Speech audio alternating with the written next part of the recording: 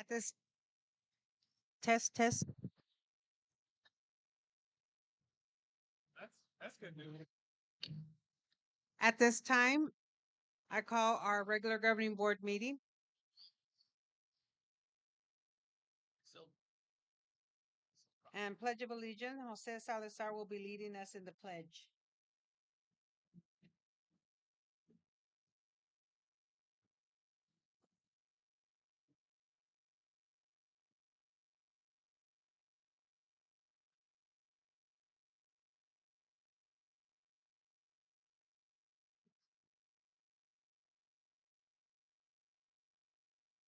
I pledge allegiance to the flag of the United States of America and to the republic for which it stands, one nation, under God, indivisible, with liberty and justice for all.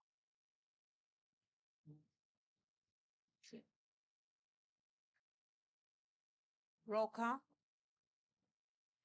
Governing Board President Ms. Maria Guzman is not present today. Governing Board Clerk Ms. Maria Hernandez. Here. Governing Board Member Mr. Rudy Santa Cruz. here. Governing Board Member Ms. Patricia Jimenez. Governing Board Member Mr. Harry Gerwell. Next is adoption of the agenda. Approval of December 12th, 2024 regular governing board meeting agenda. Is there a motion? So moved. Second? Second. Call for the vote.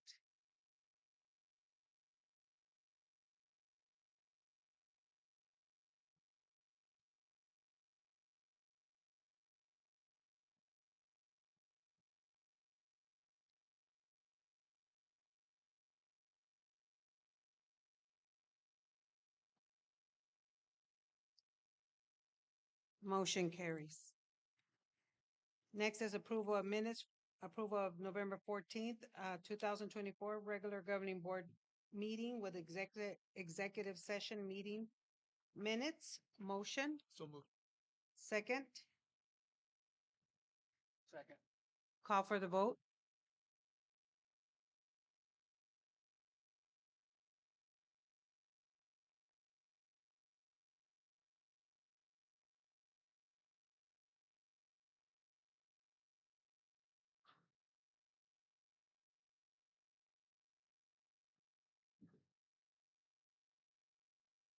Motion carries.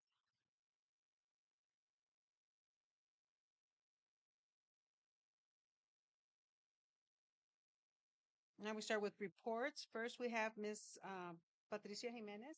Madam Clerk, Yes. may we proceed with the second minutes? Oh, sorry.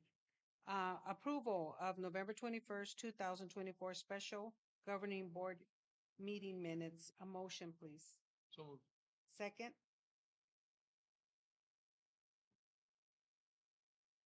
I think I just went off it. Second.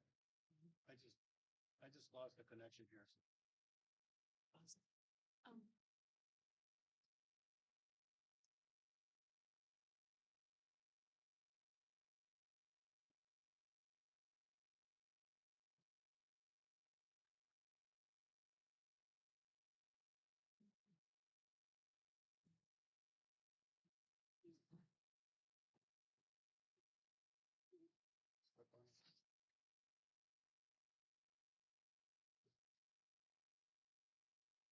Yep.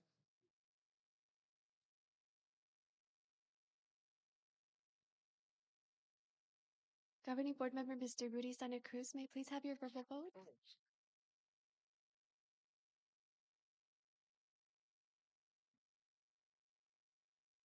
okay, motion carries.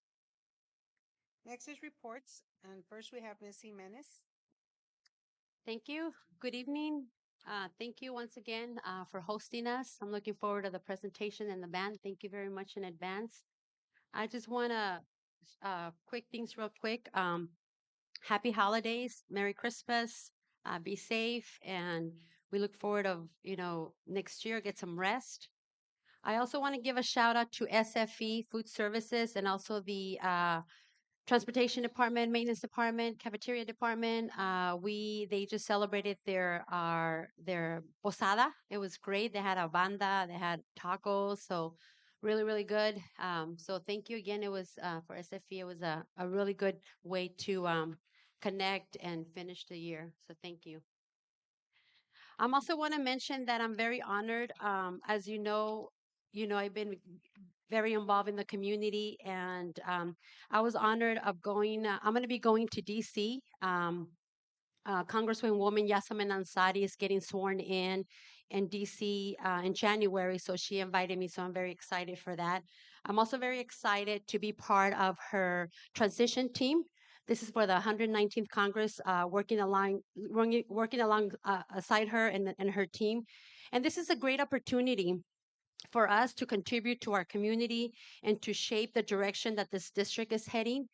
Also, we'll be assessing the needs of the community, hosting and listening to the community in the next 100 days. So this is a great opportunity for Isaac, for us, and to get all the community together and bring these needs of Maryville to Congresswoman Yasamin Ansari. So I'm very honored to be a part of her team.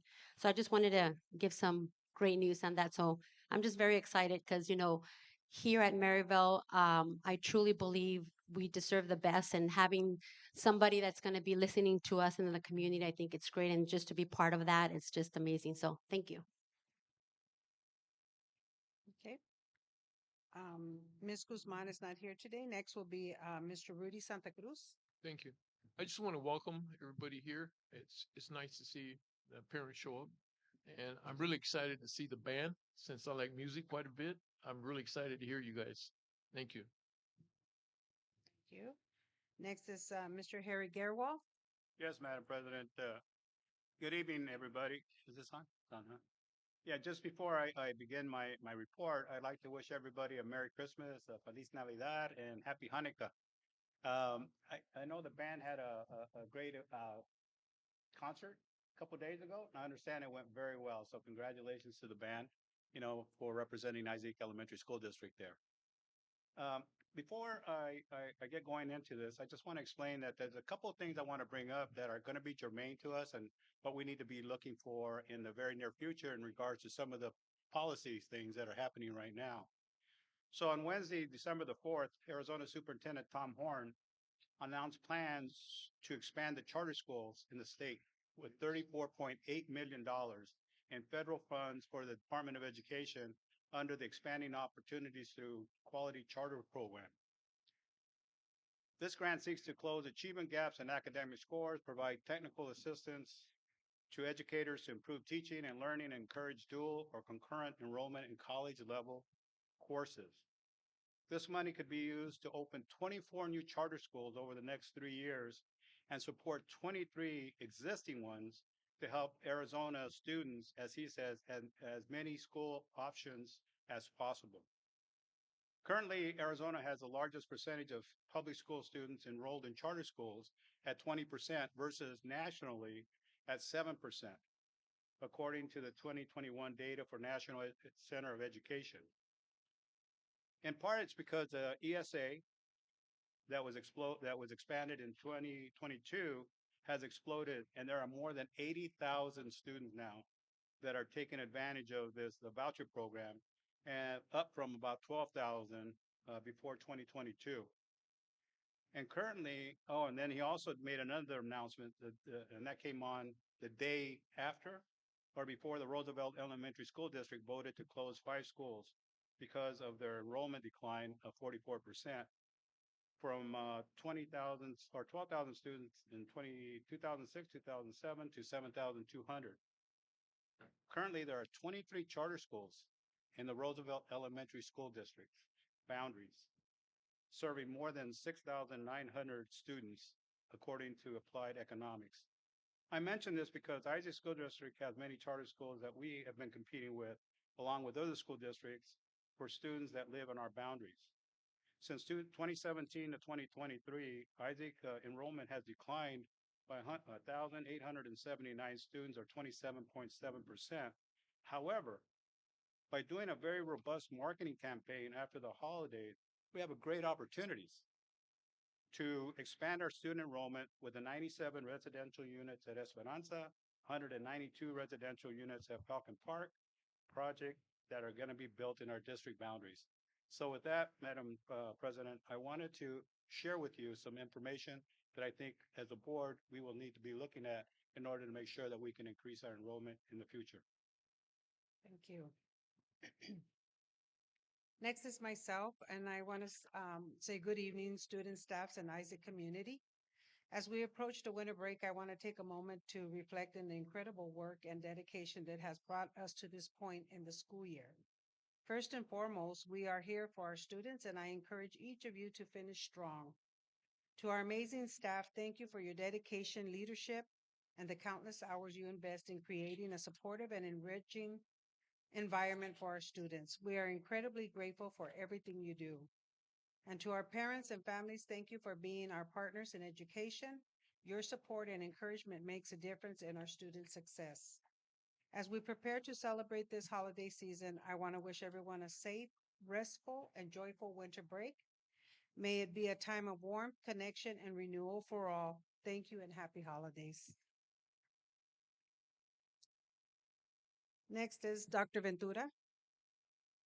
Madam Clerk, members of the board, and as a community, a heartfelt thank you to Sergeant Terry Laker and Officer Chris Gallegos from the Maryvale Estrella Mountain Precinct for organizing this year's Hunger Heroes Thanksgiving Drive.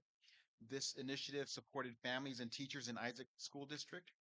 Our staff and families received a Thanksgiving meal, and so thank you to these community partners for their generous donations. Also want to have a thank you for the incredible medical staff here in Isaac for achieving nearly 100% immunization rates across our district for our students. As you know, we have students that come and go, and many times our records they need to be upkept to make sure that our students are meeting all the enrollment requirements. So immunization is a big piece of that. So thank you all of our staff members that were involved in this initiative. Another thing that happens every month, it's something that's very, very important, and we spend time trying to make sure that we do this well, is our school safety drills. I want to thank all of our staff here at Morris K. Udall, but also throughout the district for making sure that we are in compliance and practicing these drills, because you never know, one day it may be for real, and we have to make sure that we are able to execute our buildings in a safe and orderly manner. This month we had 100% completion on this priority of making sure that we are in compliance. Congratulations to two Isaac School District teachers, Miss Tracy Soldat from Alta Butler Elementary and Mr. Sean Youngberg from Isaac Middle School for being two of 500 teachers selected for the Palo Verde Fiesta Bowl Wishes for Teachers program. The Wishes for Teachers program was created in 2016, and this allows teachers from across Arizona to submit their schools and classroom wish on behalf of to the Fiesta Bowl organization. Our two Isaac teachers will receive a $2,500 grant to support their students. So congratulations to our staff members. And finally, this afternoon, my student advisory group came together to discuss key topics that impact our schools, including student safety, parent engagement, community involvement, school climate and culture, nutrition, and wellness. They shared ideas on how we can enhance these areas as a district to ensure students have the best learning experience in a safe and supportive learning environment. Madam Clerk, that concludes my report. Thank you. Next is new business, and Morris K. Udall School highlights. Mr. Gary Glay, principal at Morris K. Udall Middle School. Mr. Glay.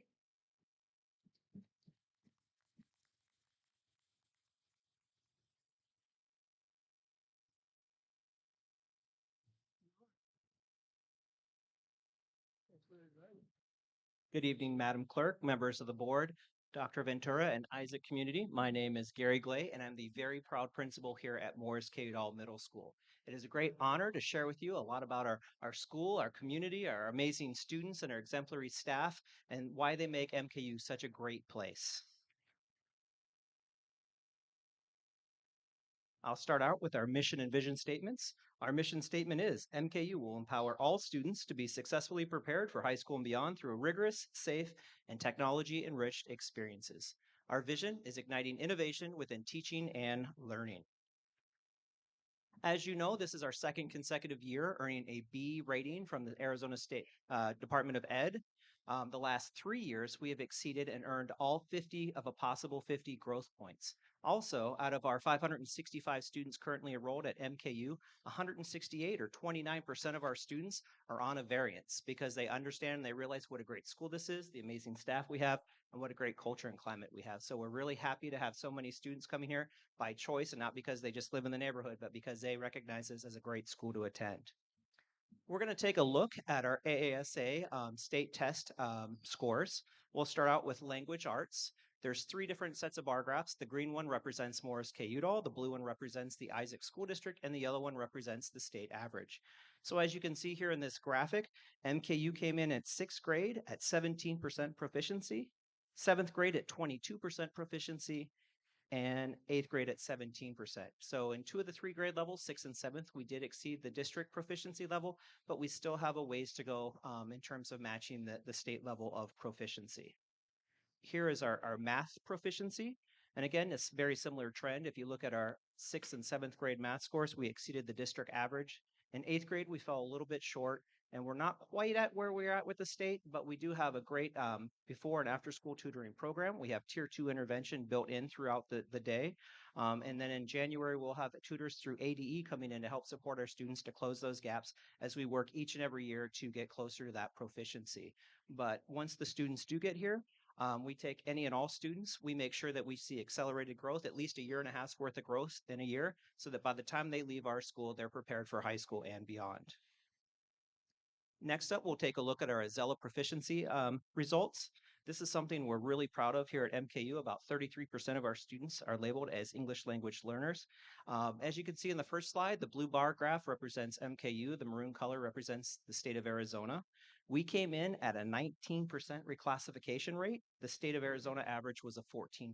So we exceeded the state average by 5% in reclassifying English language learners and getting them into proficiency. Absolutely.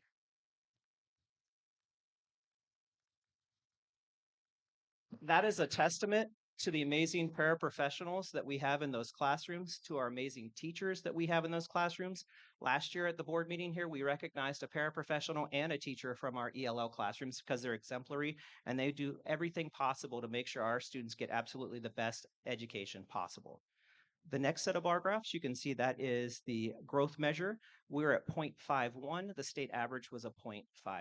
So through making sure our class sizes stay small, making sure that we have the right people in those classrooms, and making sure we have the assistance of the paraprofessionals, we achieved great results with our English language learners, and we're very proud of our staff and our students. Next up, we'll take a look at our iReady data. This is our district benchmark assessment. The first set of bar graphs represents our beginning of the year scores for reading. So at the beginning of the year, school-wide, 6th, 7th, and 8th grade, we came in at 13% at or above grade level. By the end of the year for reading, we finished at 35% at or above grade level, an increase of 22%, which is phenomenal. For math, we began the year at 5% at or above grade level, and we ended the year at 30% at or above grade level, an increase of 25%. Our district goals set last year by our superintendent was a 20% increase, and we hit both goals for math and reading with a 22 and a 25% increase, and we're on pace again this year with our middle of the year data to do the same thing. We know the importance of ensuring family and community engagement. It's what makes a school excel. Here at MKU, we're very focused on ensuring our parents and community members have an extensive amount of opportunities to be engaged in our school. This includes work with our parent educator and providing parent workshops to support students both at home and at school. It includes parent classes on platforms such as ParentView and Google Classroom, which allows parents to see up-to-date information on how their children are doing at school and what their grades are. We have monthly coffee with the principal meetings, usually bringing in between 35 and 40 parents. We also provide after-school enrichment for our parents. As you can see in the top left-hand corner, that's one of our parent knitting programs. We also have a parent cooking club, and we have English classes for our parents on Mondays. So we want to make sure that not only are our students engaged in our school, but our parents are engaged in our school as well. Our next slide, we're really blessed and really lucky to have a community block watch program here at MKU. Each month, we welcome parents and community members to our campus to share with them important information about the neighborhood, best practices regarding safety, and issues of concern that may impact their families. Each month, we invite special guests from the Phoenix Police Department and the City of Phoenix to present to our community. We're currently working on attaining enough signatures within the neighborhood to install speed bumps along Roosevelt to reduce speeding and ensure our streets are safe for our students and our community members. As I mentioned earlier, a parent cooking club. We do have a partnership with the University of Arizona. It's called Seed to Supper, in which parents learn gardening and cooking techniques to support a healthy lifestyle.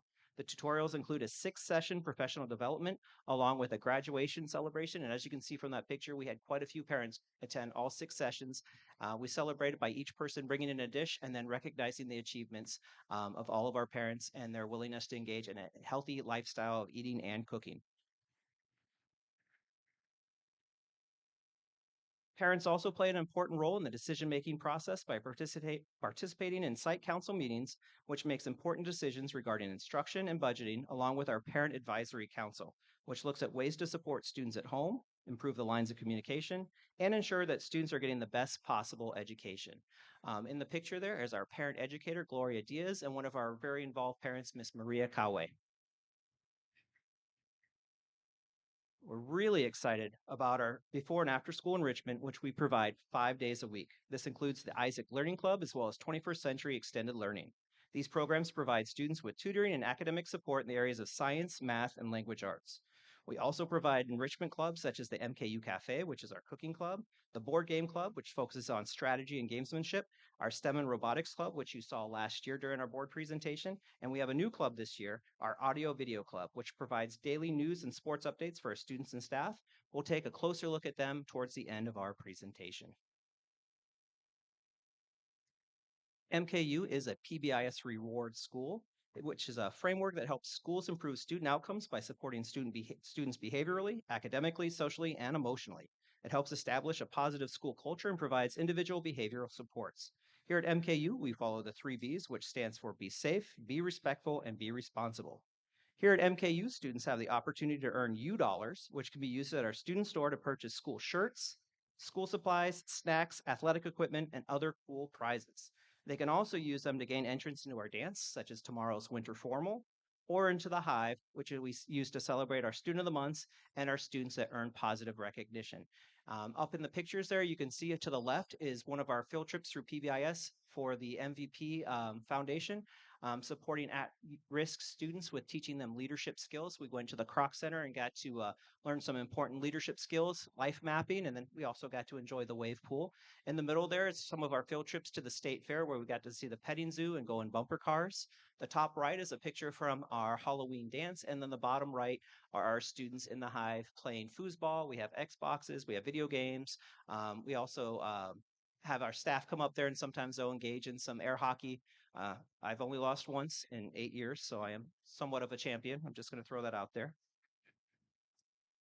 Next up, I want to go back to last year. Earlier in the presentation, I mentioned that we had a paraprofessional and a SEI teacher that were recognized.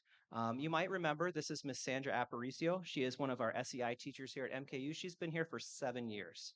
The reason I bring her up is she is a finalist for the Arizona English Language Learner Teacher of the Year. This is a statewide award that's only awarded to one individual, and we are very proud of Miss Aparicio, what she stands for, and what she brings to the classroom each and every day for our students. All right, at this time, it's one of my favorite parts, along with the student performance. It's our staff recognition, and we have an amazing staff here. So at this time, I'm going to recognize 2 classified employees and 2 certified employees. Our first employee that we're going to recognize is Mr. Isaac Aguilar. For the past 2 years, Mr. Aguilar has served as a paraprofessional supporting the students with social emotional needs in ways that go above and beyond. Isaac's commitment to our students is remarkable. Through his dedication to teaching replacement behaviors, conducting regular check-ins, and closely monitoring progress, he ensures that each student feels supported on their journey towards positive growth. His unwavering focus on helping students make positive choices demonstrates his deep care and passion for making a meaningful difference in their lives. What truly sets Mr. Aguilar apart is his unparalleled attention to detail and his steadfast reliability. He rarely misses a day of work. His punctuality reflects his professionalism and respect for the work that we do here. Above all, Mr. Aguilar's student-centered approach ensures that every interaction is thoughtful, compassionate, and intentional. Isaac, your dedication, care, and passion do not go unnoticed. You are an integral part of our team here at MKU, and the positive impact you make in the lives of students is immeasurable. At this time, I ask that Mr. Isaac Aguilar please come to the podium to accept your award certificate.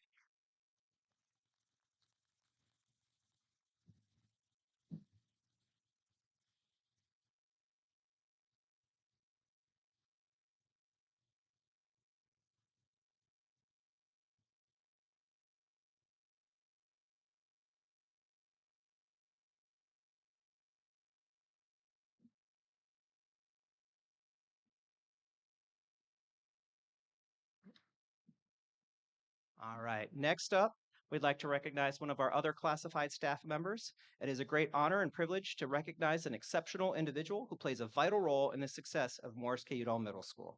Today, we celebrate Jessica Acosta as our classified employee.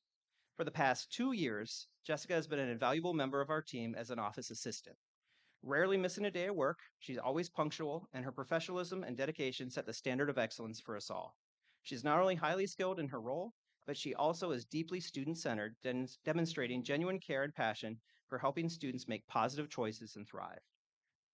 Ms. Acosta's contributions go far beyond her office duties. She leads our Isaac Learning Club in the mornings and afternoons and organizes our after-school math tutoring program through the Department of Education. Her unmatched attention to detail and exceptional ability to multitask ensure that these programs run smoothly and benefit all of our students. Perhaps most importantly, Ms. Acosta is often the first person parents and community members encounter when they step foot in our office. Her warm, caring demeanor and commitment to providing exemplary customer service leave a lasting impression on everyone that she meets. At this time, I ask that Ms. Jessica Acosta please come to the front to accept her award.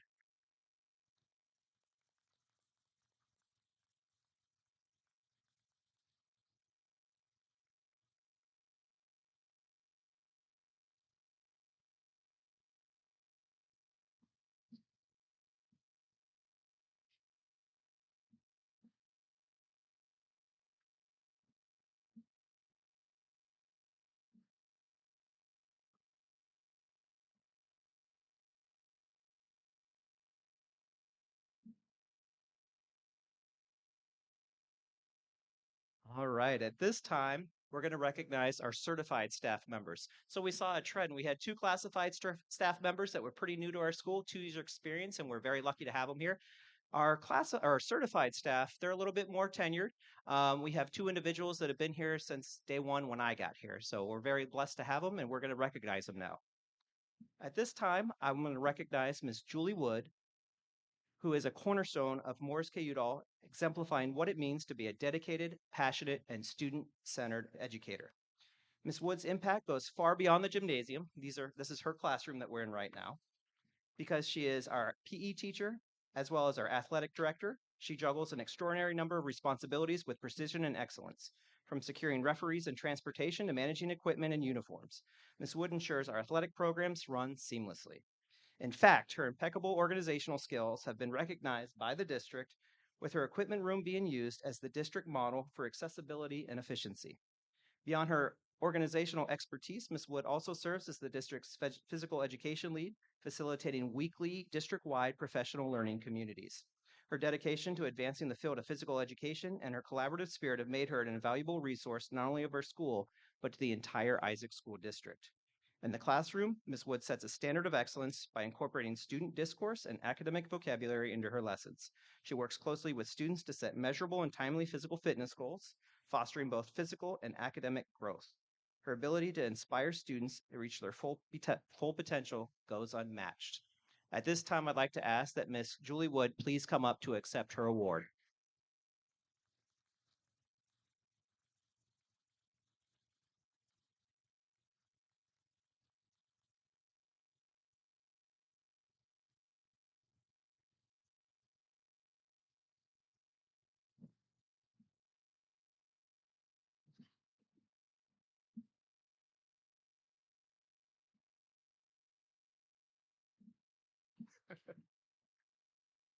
Our last certified staff member that we're going to recognize this evening, those of you that have been in the district for a while know him well.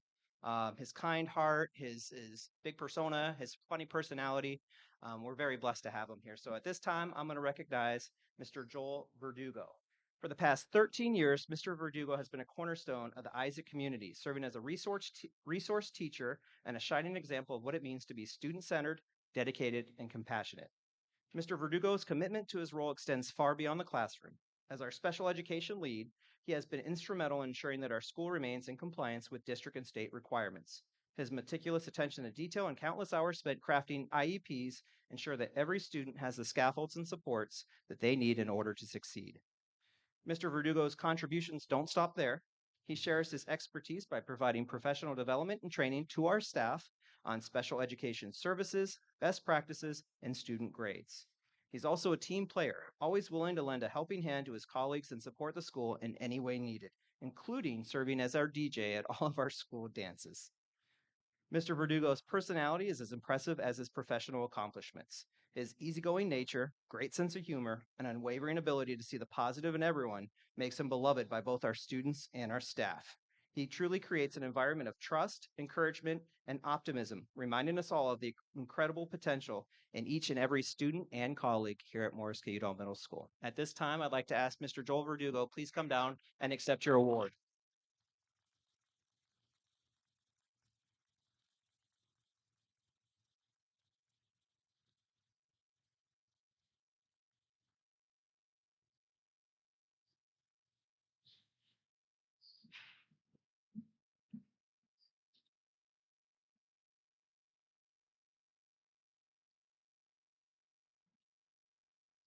All right, before he sits down at this time, I'd like to ask for our governing board to join us and our 4 recipients for a photo opportunity up front here at the backdrop.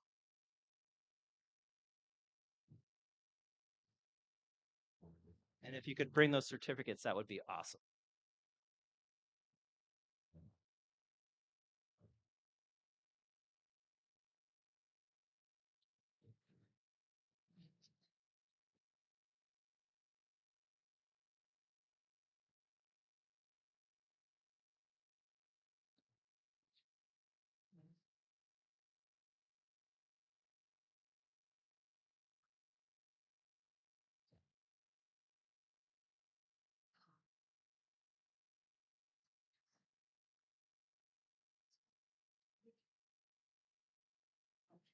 Gonna hit him hard, yes. Hit him low, right? Dietrich, that way Dietrich don't have to do it.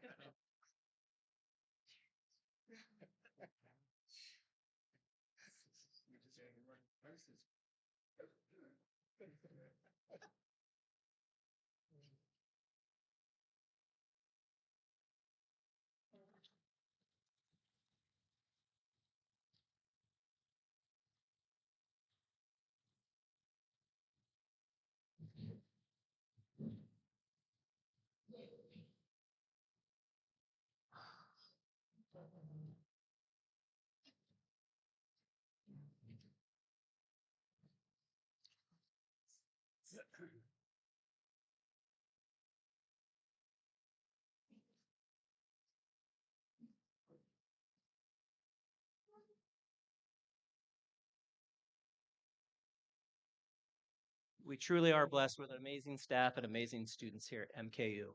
As I mentioned earlier in the presentation, we have an audio video club which does video announcements, sports updates, and school happenings.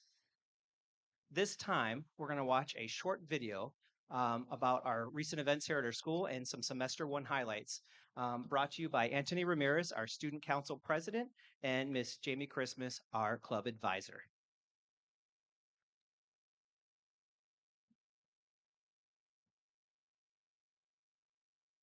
Good morning, esteemed teachers, fellow students, and guests. As your MKU Student Council President, I stand before you not just as a leader, but a representative of the collective voice of our student body. Today, I will speak about the importance of our Student Council and why it plays a pivotal role in shaping our school's experience and future. The Student Council is much more than a group of elected representatives.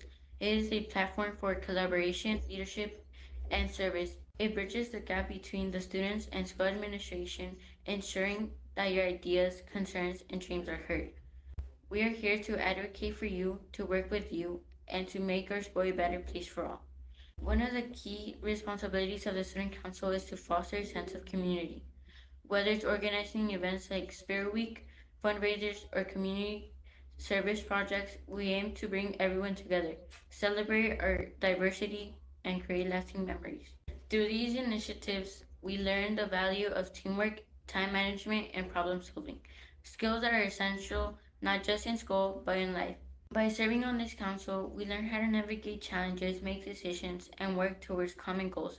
But leadership isn't just about titles or positions, it's about action and impact. Each of you has the potential to be a leader, and the Student Council is here to inspire and support you in realizing that potential. Another crucial aspect of our role is to listen. Your feedback and ideas drive our initiatives. When you tell us about the need of extracurricular options, better facilities, or opportunities to express your talents, we take it seriously. Together, we turn your ideas into action, ensuring that everyone feels included and valued. Finally, being part of a student council teaches us the importance of service. It reminds us that leadership is about giving back to our community, making sacrifices for the greater good, and leaving a legacy for future students. As your president, I am proud to lead a council that works tirelessly to make our school a place where every voice matters, every idea is respected, and every student feels at home. But remember, this isn't just about us, it's about you. The Student Council thrives on your participation, your energy, and your enthusiasm. So I encourage each of you to get involved, share your ideas, and take part in shaping the future of our school. Together, we can make a difference. Together, we can lead our school to greater heights. Let's work as a team, grow as a family, and shine as a community. Thank you.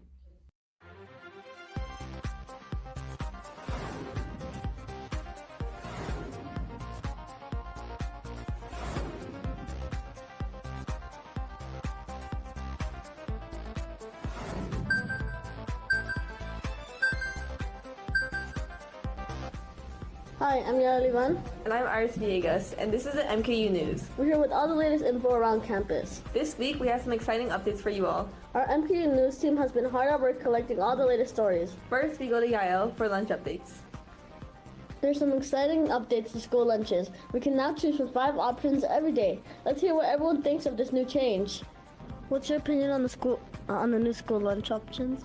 Oh, wow. Well, the food looks great. I heard the pizza's amazing. Everybody told me how good it was.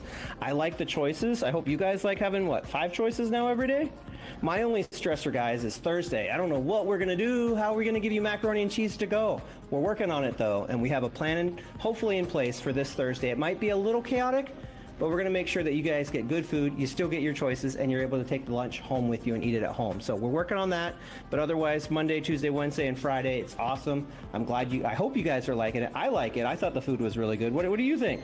I think the food is amazing. I would love mac and cheese. Thanks, Clay. Okay, well, we're working on it. We'll make it happen. Thank you, guys. What's your opinion on the new school lunches options? I think it's a good thing that students get to choose their own lunches because sometimes they don't like them. So if they get to choose their own lunch, it might encourage them to eat more. It's good because we have a lot of options and there's new people for help the lunch ladies. What's your opinion on the new school lunch options? I think it's great to have more options for the lunch. I think it's great because we get options on what we want to eat. It's good because you get to choose what you eat. I think it's good.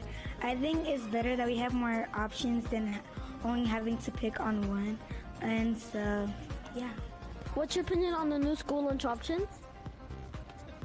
I think he likes it. In October, we had our first school-wide assembly. Here were some of the highlights. The band started off the assembly with the performance of Armory and ended with a surprise performance of Thriller by Michael Jackson. Everyone was super excited to hear our Next Levels band students show off their skills. It was a perfect way to hype up our school for the student versus staff volleyball games. The first to face off against the staff were the boys. Our boys volleyball team faced off against the Dream Team. Mr. Ray, Mr. Tawari, Mr. Hernandez, Mr. Christmas, Mr. Edelman, and Mr. Quesaria. It was a hard fight to the end, but the staff won with a final score of 21-11. Don't worry, the teachers are going down next year. Next, the girls team faced off against Miss Aparicio, Miss Massey, Miss Owens, Miss Christmas, Miss Rodriguez, and Miss Gomez. The girls team dominated the court and won 19 to 15. This major win against the staff led the girls to win second place in the tournament. Congratulations, girls. Let's hear what the students thought of our first MKU assembly. How did the volleyball game go? Well, I think it went kind of good. You know, we lost, but all that matters is that we tried our best and we went in with confidence. So I think it went good. What did you think of the band concert? The band concert, it was pretty good. I have to give credits to my boy Carlos and Micah. What did you think of the volleyball game? I thought it was pretty good, but I know we lost, but it really doesn't matter. I played with my friends, that's it, and but shout out to my teammates. They did good, and yeah, that's all. What did you think about the band concert? The band concert, I think that the students performed really well, and that all the songs they played were actually really good. My favorite was Thriller. I was playing the mouse for that one, and I think I did a good job. What did you think of the band concert? I thought it was pretty good, and we did decent in it, and I did mess up a little bit, but I persevered and I, went through it. It was nice though, in my opinion. I think we did really good. We ate that, and we're gonna keep trying to get better and better. What do you think of the volleyball game? I think the girls definitely defeated the girl teachers. We had so many points above, and Mike Spike legitimately killed the teachers.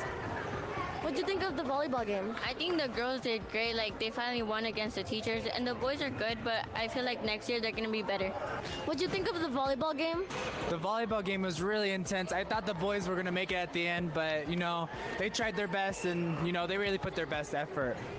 What do you think of the band concert? The band concert, man, those kids really know how to play those instruments. I didn't expect that Thriller song at the end, which was very impressive. So Sigma. That's it for this week's news. As Mr. Clay says, make it a great week or not, the choice is yours. This week's MKU News is brought to you by our Student Media Club. Thanks for watching. Don't forget to like and subscribe so you don't miss any important news.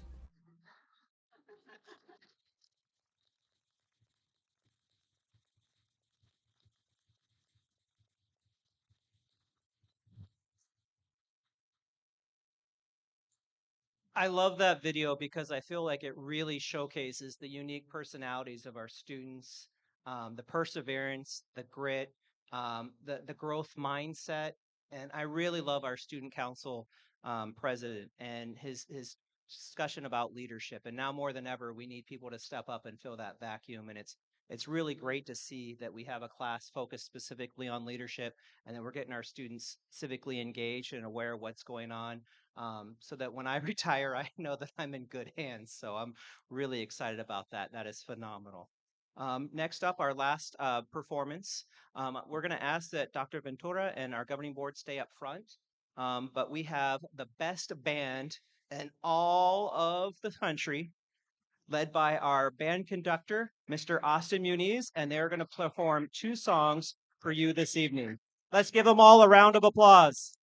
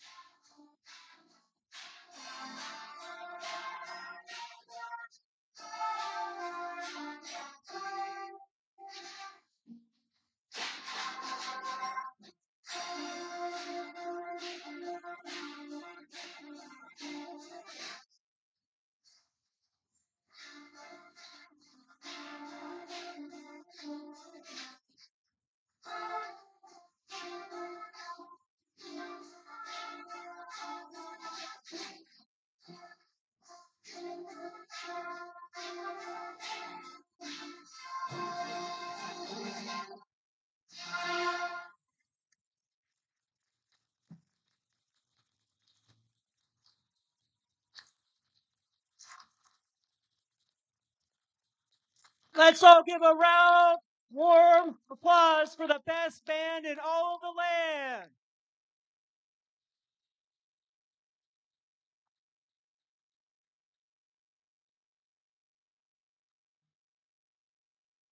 I want to thank each and every one of our students for performing this evening. Many of them had never played an instrument before they came here to MKU, and you can see what quality instruction will do. So thank you, Mr. Muniz. Thank you, staff.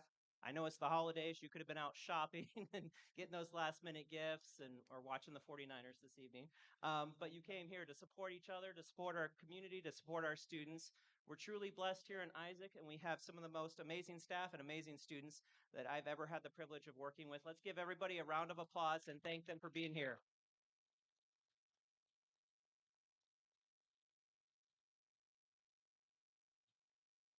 At this time, that concludes my presentation, and I'll take any questions that the board may have.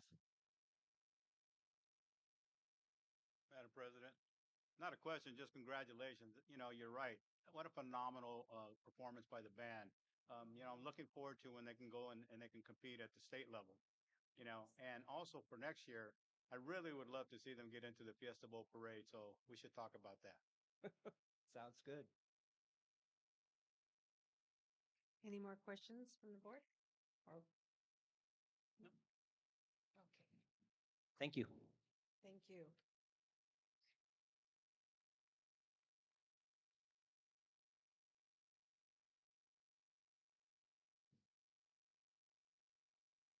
Next is Isaac Online Preparatory Academy, Saguaro Program, Dr. Mario Ventura, and Superintendent, and Stevie Holmes, School Program Consultant. Dr. Ventura?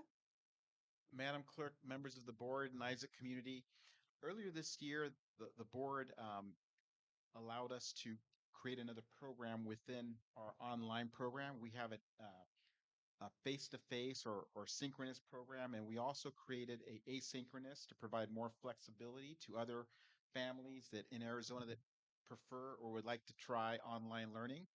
And so tonight we have Mr. Steve Holmes, School Program Consultant for Stellar, and he's also oversees the program development. And so he's here to present how the program is working and some certain aspects of the program. So, Mr. Holmes? Sure. Madam Clerk, members of the board, Superintendent Ventura, thank you for having me as a former superintendent of Sunnyside School District, I had been asked by the Stellar team to join the group to really provide the lens of an Arizona educator, as former middle school. What a phenomenal group of folks you have here. That band was amazing. Thank you. As a former musician, I can tell that they need to compete over at the state level, more, no doubt. The work that we're engaged with, however, is not in-person work. It really is to try to capitalize on what we call is online learning or asynchronous learning. This partnership was formed more specifically to work within your IOPA program, your Isaac Online Instructional Program, as a different way of offering instruction for students who, for some reason or another, are not wanting to be in school or have certain circumstances they cannot attend school. It's become a national trend where you're seeing much more students taking advantage of online instruction. So in partnership with Dr. Mesa, who's an amazing educator, very lucky to have her here. We've been working in collaboration, I believe since sometime in August, to really make sure that we're aligning the work of asynchronous instruction, which means work that's done with students, not with a teacher in front of them, but at any time that they want to learn. And that's really what we're here for, what we provide at Stellar. We have in this partnership roughly 124 students. I know one of board members mentioned about enrollment. These are 124 students that are new to Isaac School District. They are open enrollment from outside of all the whole Phoenix area and Maricopa. So in terms of just meeting some of your goals of improving enrollment, these are completely students outside of the Isaac School District. The good thing about that is students who really need a different experience are experiencing that with Isaac.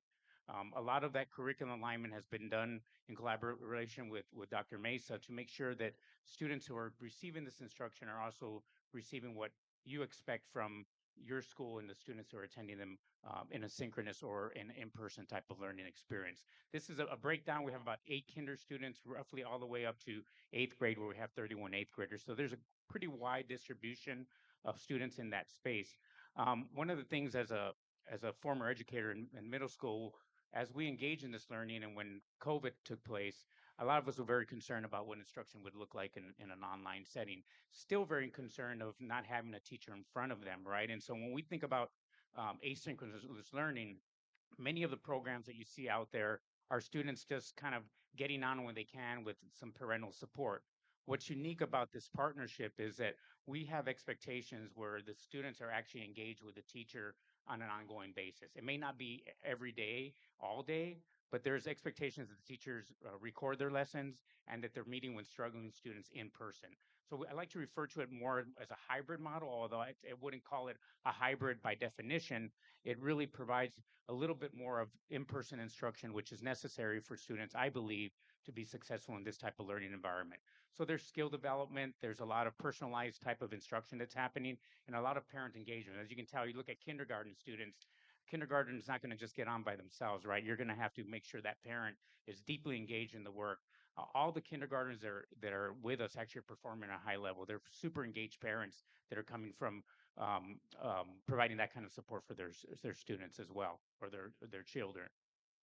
One of the things that's important as well is that we have schedules that students need to attend. So if they're not attending in a certain sequence during the day, there is an attendance expectation every day. So parents must sign off a daily log that says that, hey, my student was here and this is my attestation, because that's what we submit to Department of Education to make sure that attendance is accounted for. That's what happens in these type of spaces, because you're not seeing the student every day. The parents have to sign an attestation to make sure that we're providing the type of instruction that's important for not only the parents, but that we're receiving the necessary documents that are going to account towards the attendance requirements that you have, both at the district as at the state. So there's some sample schedules for you. One thing that I think is probably more important now as we look at students who are struggling across the country, kind of post-COVID, is that we look at what do interventions look like for students who are struggling. In an online environment, we're looking at 2 factors. One is the student actually engaged in the curriculum every day? Since they're not present, we have to have some type of metric that's telling us, okay, this student is engaging in the instruction daily or is doing all the lessons. So that's one part of the data that we gather on a routine basis. The other part of the data is academic performance data. Are the students passing the class, right? So you've got, are you engaged in the curriculum? 2, are you passing the class? And 3rd, how are you performing relative to other students in the state through some type of assessment structure? I know, well, and this, your school principal presented kind of assessment data. What we have in Stellar is similar to what you do with your iReady program. It's a national rank assessment program that we provide mid-year and then at the end of the year to make sure those students are prepared for the state test.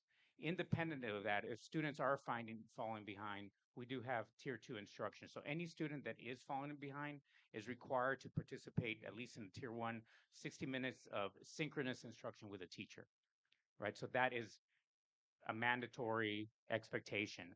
Students who are even further behind are required to receive 90 minutes of synchronous instruction. And so I'm just making sure we're the 2 terminology are clear in this presentation, right? Synchronous means it's in person with the teacher in real time versus students performing and doing the work independently with one another. And so we have 2 types of interventions that are happening, and then we have data. One of the things that we share with your team on a routine basis is what we call a scorecard.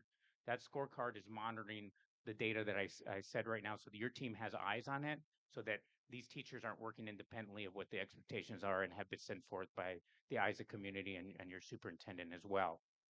I have a video that's way too long, but I added it here only because I wanted our governing board to at least have an idea of who the teachers are. Every teacher is certified in the state of Arizona. They're providing curriculum for the students that are meeting the state standards as well. And again, the continuous alignment with your curriculum team is part of what we do on a routine basis. We have been meeting weekly. We're meeting out every other week with your team and providing the kind of support and answering really good questions that your team have to make sure that they're meeting the expectation that you set forth for us as a partner in this work. And so I want to just provide a face-to-face, really kind of real-time presentation to you really quickly and briefly on what it's looking like at this stage. I think the big highlight, though, is enrollment. We're seeing roughly about 25 students who have interest weekly to enter this program. So the demand is there. And so Isaac being innovative, Isaac School District is really looking at ways in which we can capitalize on students who have a need in this asynchronous space and make sure you become leaders in this space. And in this partnership, we're seeing that happen. And then I think the enrollment is a testament to that. We anticipate potentially close to 200 students by the end of the school year. There will be additional students for your enrollment. With that, I'll take any questions. I know if Dr. Ventura would want to make any comments about this partnership. Any comments or questions from the board? Madam President, just a comment, I think it is very innovative and I'm glad to see this, because we talked about it in the past. And one of the questions I have is because we did have the experience with COVID and how the learning curve, kind of went flat, with our kids. So how do we ensure that we stay at that same level as in-person learning? I saw that you have even interventions with tier 1 and tier 3, but to ensure that we're on that same level as a student that's sitting face-to-face with the teacher, right? So just as a question because of the experience that we had with COVID in the past. Yes, Madam Clerk, Board Member, some of the issues that we're seeing right now, particularly as we're looking at online space, is making sure that we figure ways in which the curriculum is somewhat condensed so they're getting those standards that are going to help them catch up. I mean, we talk a little bit about trying to get a year and a half of instruction within a year. That's requiring really looking at the sequence in which we deliver the curriculum to make sure some of those standards that we know are much more important get focused on, because the curriculum has a wide breadth, right? And to try to teach everything while you're trying to catch up students is very difficult, as teachers can attest to. So what we try to do in this online space is really make sure we're focused on those kind of higher leverage standards that are going to actually give those opportunities to catch up for students. It's imperfect. I'll just be real honest with you. I mean, I would love to see the students in person because I think that's where the magic really happens. But in this space of innovation, we're seeing a lot of opportunity for students who actually engage for themselves in using AI, for example. You're seeing a lot. It's very sketchy at this stage, right? But it is a tool. It's a tool that's being widely used. We just have to make sure as educators we're checking to make sure there's authenticity in that work, and that the types of tutoring sessions that we're providing for them continue to be aligned with the expectations of the teachers, right? And so we're diving a little into that space from an innovation standpoint, and we're trying to look at curriculum sequence to make sure that these standards are catching students up, particularly as we know what we've seen from COVID we're still dealing with now. Thank you.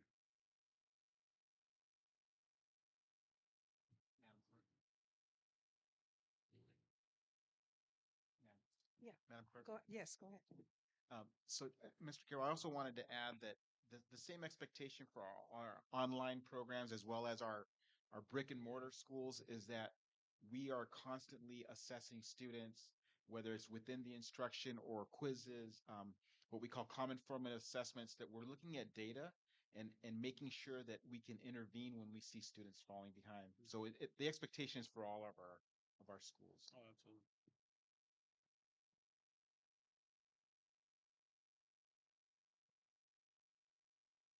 Any more questions, anything? No? Thank you. Thank you. Next is a approval of reconfiguration resolution for Morris K. Udall, Isaac Middle School, Pueblo del Sol, and Estrella Brillantes. Mr. David Morales, Director of Support Services. Is there a motion? There a second? Second. David? Good evening, Madam Clerk, members of the board, Isaac Committee. This evening, we bring before you 4 board resolutions. These are a configuration of spaces for Morris K. Udall, Isaac Middle School, Pueblo del Sol, and Estrellas Brillantes. What this will do is it will reduce the district's student capacity. But again, as enrollment has shifted and changed, then this would be a good opportunity for us to do that.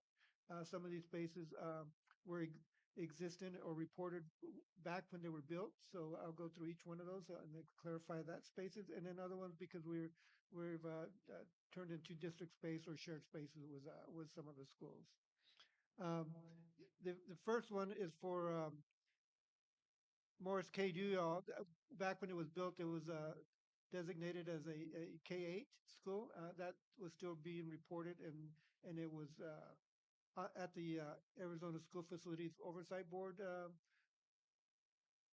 building inventory list. And so we're going to be configuring that back to a junior high from to a grades 6 through 8. Isaac Middle School, one of the things that we did, as you may not know, we've moved transportation maintenance warehouse and even technology into 2 of the north and south buildings. So we'll be reconfiguring that space as well. That school, thus reducing the square footage and the school capacity at that location by 18,480 square feet would now be designated as district space. The reconfiguration of Pueblo, that school was originally configured as a junior high when it was built because it did have portables and they got added to it. We're just going to reconfigure that back to a K-8, which that's what it's being used for.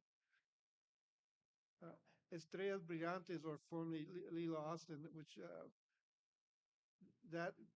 since we are using that for district space and including the preschool, that is also being reconfigured into district space. So we'll be taking the 40,500 square feet will be configured to allocate 15,500 square feet for preschool, and then the remaining 25,000 would be district space, which is currently being used for that. Now, these reconfigurations mean if for some reason something changes, a district enrollment goes up, whatever, we can always reconfigure these spaces based on that time, and that would be something for the board to do whenever that happens. So, Madam Clerk, members of the board, I ask for your approval to approve the reconfiguration of these 4 schools as described. Okay, any questions or comments from the board?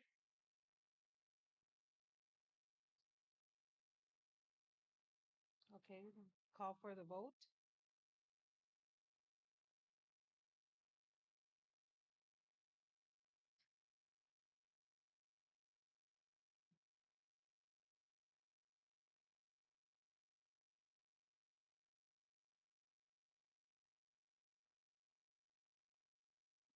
motion carries.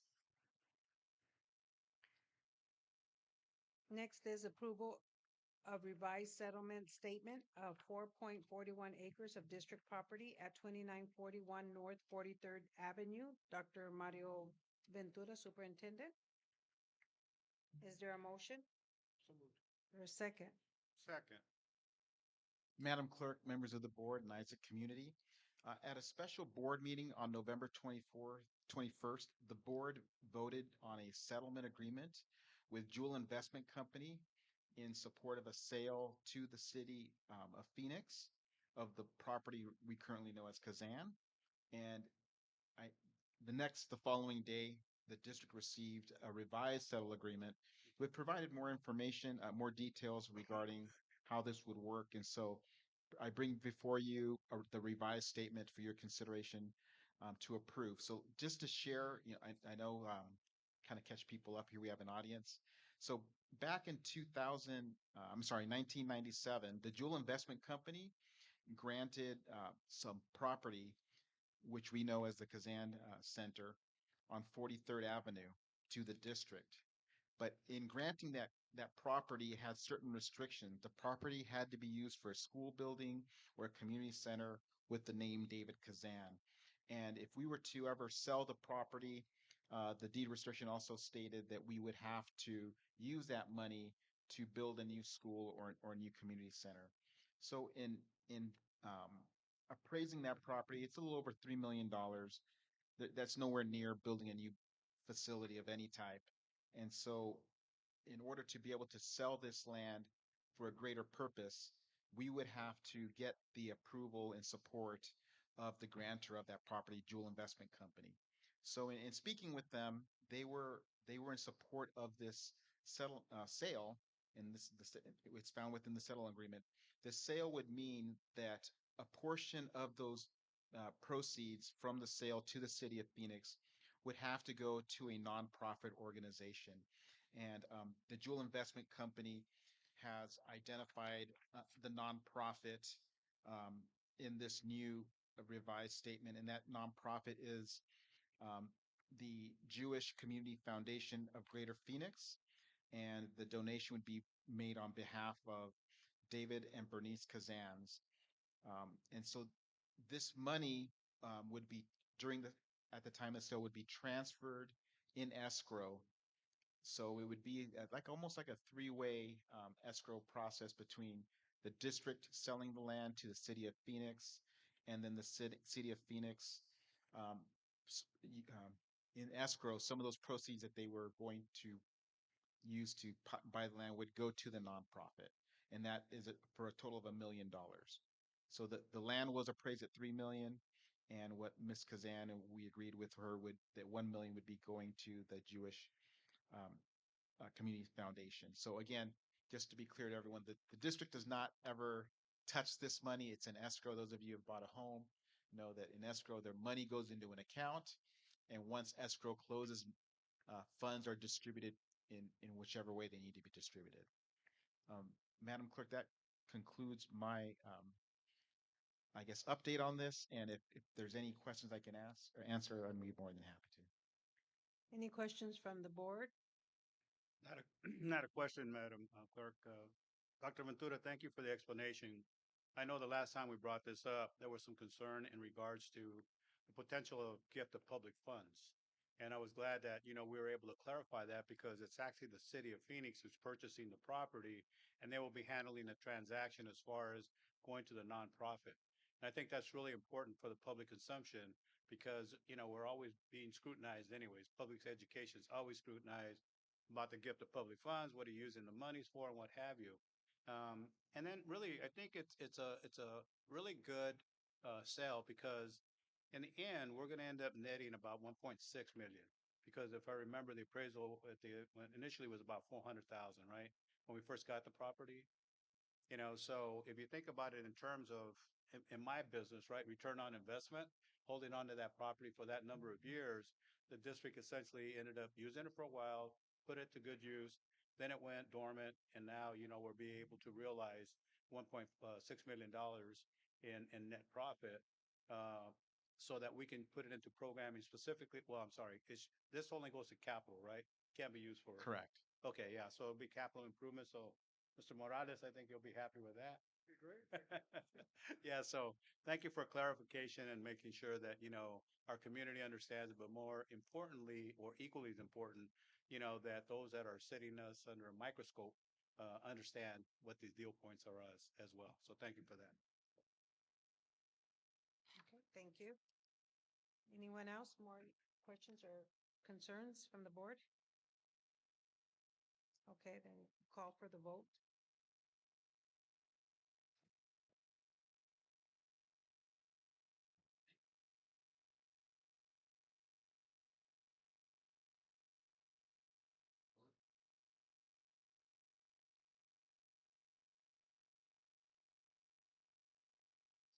Motion carries. Next is approval of consent of the agenda. Is there a motion? A second? Second.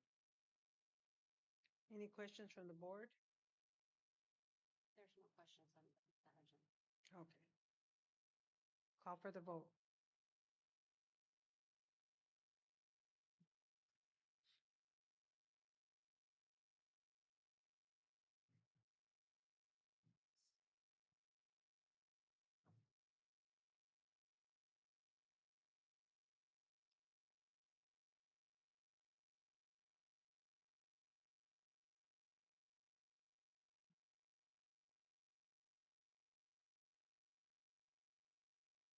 Okay, motion carries. Next is call to the public. Is there any call to the public? Madam Clerk, at this time, there is no request to address the governing board.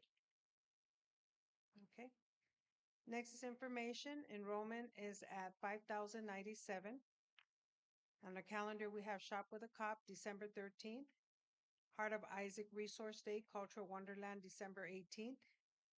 Winter break is no school, December 23rd, 2024 through January 3rd, 2025.